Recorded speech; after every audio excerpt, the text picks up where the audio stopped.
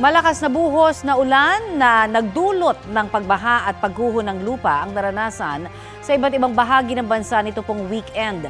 Sabi ng Pag-asa, dulot po yan ng habagat na pinalakas ng bagyong Bising. Balitang hatid ni Bam Alegre.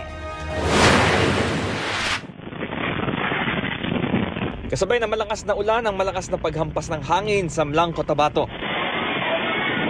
Kaya ang pagdiriwang ng kaarawan sa isang resort sa barangay Langkong nabulabog ng masamang panahon.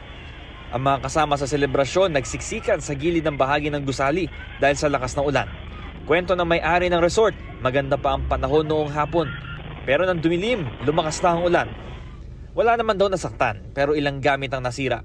Nagdulot naman ng baha ang malakas na ulan sa ilang bahagi ng Lanao del Norte. Sa bayan ng Sultan Naga di Maporo, pinasok ng tubig ang ilang bahay sa barangay Bangko. Ayon sa mga opisyal ng barangay, humupa rin kinagabihan ng baha.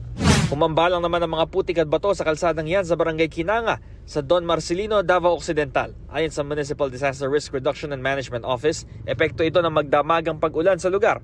Nagsagawa na ng clearing operation sa kalsada ang mga otoridad. Bumaha rin sa kalsadang yan sa barangay Basak Pardo sa Cebu City. Ang isang rider itinulak na lang ang kanyang motorsiklo sa gitna ng baha. Sa iba pang bahagi ng lungsod, nakadadaan pa rin ng ilang sasakyan kahit binaha ang kalsada. Karoon naman ng landslide sa bahagi ng National Road ng Hungduan, Ifugao. Humambalang sa kalsada ang mga bato at lupa kaya hindi madaanan ng mga motorista.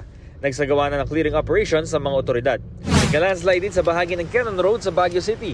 Pansamantala muna itong isinara habang inaalis pa ang mga nakaharang na bato.